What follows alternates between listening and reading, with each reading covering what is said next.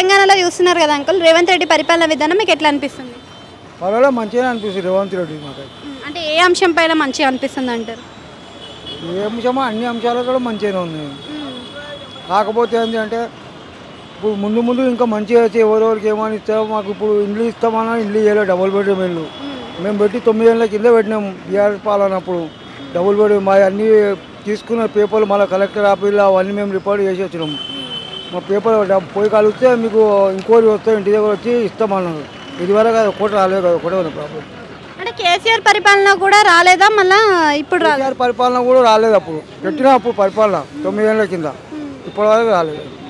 అంటే కేసీఆర్కి రేవంత్ రెడ్డికి తేడా అంటే ఏం చెప్తారు అంకుల్ మీ పాటలు? ఇప్పుడు కేసీఆర్ అంటే చాలా పెద్ద మనిషి ఆయన కాబట్టి రాజకీయం ఆయన కూడా చూసినాడు. ఆయన తర్వాత ఇప్పుడు రేవంత్ రెడ్డి వచ్చిండు, ఈయన కూడా మంచిగానే చేస్తారని ఆశిస్తున్నాను. అంటే రేవంత్ రెడ్డి వచ్చిన కాడ నుంచి సన్న బియ్యం కానీ, ఉచిత బస్సు కానీ, 500 రూపాయల గ్యాస్ కానీ, అదే ఉచిత కరెంట్ కానీ ఇట్లాంటి పథకాలు ఇచ్చిండు కదా, మరి ఆ పథకాలు అన్నీ అందినాయా? మంచిగా ఉన్నాయా? మాకు 500 గ్యాస్ పథకం అందలేదమ్మా. ఉచిత బియ్యం అందినాయి. ఇప్పుడు 3 నెలలు ఒక్కోసారి ఇచ్చేయండి, అవి అందినాయి.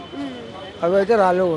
మంచిగా అవుతుందా మరి అన్నము నూకలు చాలా ఉంది, అన్నం గట్టుకోలేక అవుతున్నాయి. ఒక గ్యాస్ ట్రబుల్ అవుతుంది అన్నంతో.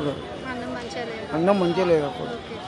అన్నం తింటే ఏమైతే గ్యాస్ ట్రబుల్ అవుతుంది. మరి ఫ్రీ బస్ ఇస్తుండే కదా, మరి దానివల్ల ఉపయోగం ఉందండి? ఫ్రీ బస్ పెట్టకుండా ఫ్రీ బస్ తీసేసి అందరికీ వికలాంగులకు పెద్ద మనుషులకు అందరికీ పెడితే బాగుండే. ఆడవాళ్ళని పెట్టడం కల మగవాళ్ళ సీట్ల మీద ఆడవాళ్ళు కూర్చోడు కొట్లాడుకుంటారు, ఆడవాళ్ళు కొట్లాడుకుంటారు.